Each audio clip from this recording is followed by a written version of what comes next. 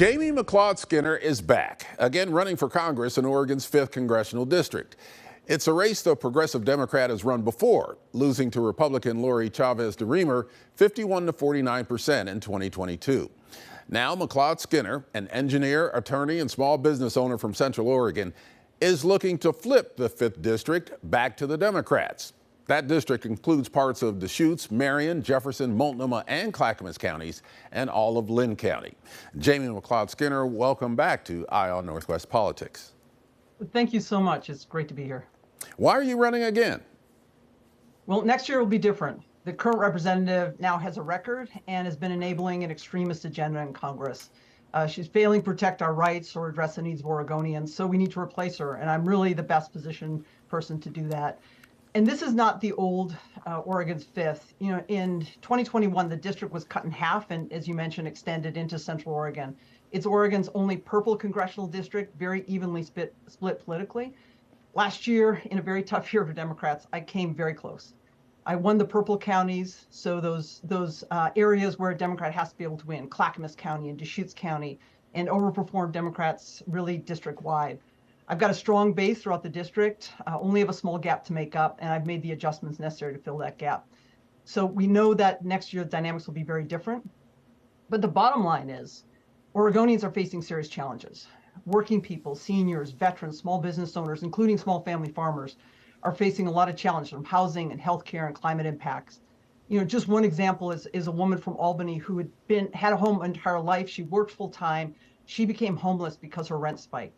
We don't have enough focus and enough support to build more housing. I know that's a huge topic and huge conversation in the state, but there are a lot of solutions that the current representative is not addressing, and she's promoting an extremist agenda, which does not represent Oregonians.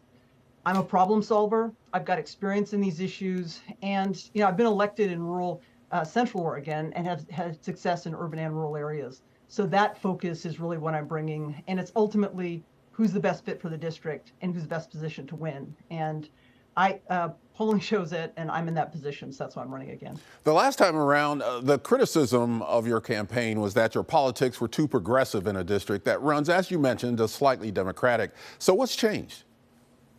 Well, if you talk to folks, everyone wants to be able to put a roof over their head and food on their table. We want opportunities for our kids, health care for our families that are sick. We don't want our homes to burn down. It's about the issues. We want safe communities and healthy communities. That's the bottom line. Talk to folks in rural communities. That's what everyone's talking about.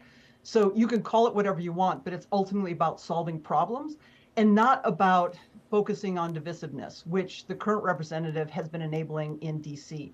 So, those issues are still the same. I've got strength in those areas. That's why I've got such a strong base throughout the district.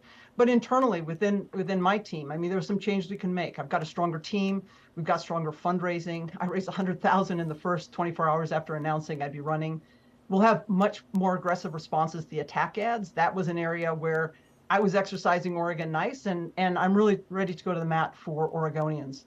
The current representative has a track record that we're going to talk about, and her restriction to accessing abortion rights, cutting health care for veterans, cutting funding for the FBI, those who are protecting us from gangs and drug trafficking and cyber crimes.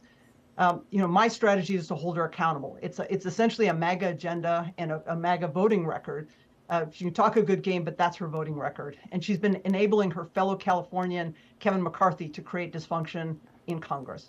Last year we also did a lot of stuff well. We had Lori Chavez-DeRemer on this program last week, and I asked her about bipartisanship in this political environment because she has worked with some Democrats on some issues. This is what she had to say.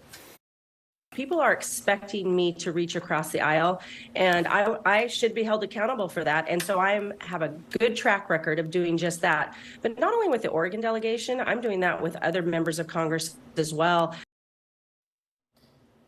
What's your take on that? She will talk out of both sides of her mouth. She'll make some efforts, but the bottom line, when core issues come up, when issues on abortion, when issues on healthcare and veterans healthcare have come up, she has voted with the extremist agenda. That record stands, and she can't hide from it. This is an important congressional race for both parties, as Republicans hold just a 9-seat advantage in the House. In your view, why is it important for a Democrat to win the 5th? To bring a stability and an agenda back to Congress that will focus on solving the challenges that we're facing. The needs of working families, addressing those, addressing climate impacts, and preparing people for the crises we're seeing all around us, the wildfires, the heat waves. We need seriousness and a commitment to those issues and not focusing on pitting people against each other. And we've got people talking about banning books. We've got people talking about going after education and undermining it, and kids are scared right now. And we have to address those issues and have responsible across the aisle decisions being made in Congress, but solving problems, making sure we're investing in infrastructure and affordable housing and transportation and affordable physical and mental health care and child care and elder care, education apprenticeships, clean water, environmental protections. That's the work I will do. That's not the work that she's doing. You're running against some formidable Democrats even before you get to the general next November. That includes Metro Council President Lynn Peterson, State Representative Janelle Bynum, of course. Why are you a better candidate than either of them?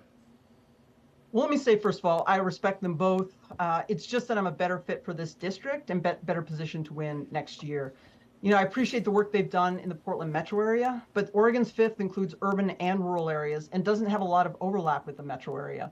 So I've been elected in rural Central Oregon. I've got experience getting things done in urban and rural areas, and I've won the areas that overlap with the areas where they have served.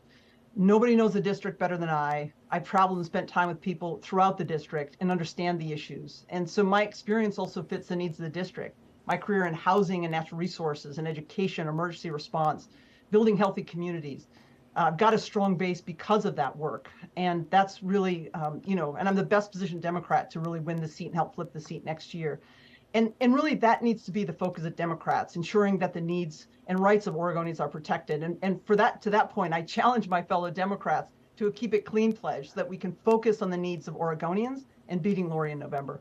We've only got about a minute left, but I do want to get your opinion of this latest federal indictment against former President Trump this week. I strongly encourage everyone to read the document that's come out, and it's about holding politicians responsible. It's also about holding leaders accountable. And the MAGA agenda that he's promoted and that people like the current representative have helped promote is something we need to push back on. We need to bring stability to Congress and a focus on taking care of the needs of working people, addressing the challenges. We're protecting our environment, protecting our civil rights. This Supreme Court's not doing it, so Congress must, and that's the work I'll do. Jamie McLeod-Skinner, thank you for coming back on Eye on Northwest Politics. Thank you so much. And folks who are interested, please join us at jamiefororegon.com. Thank you very much.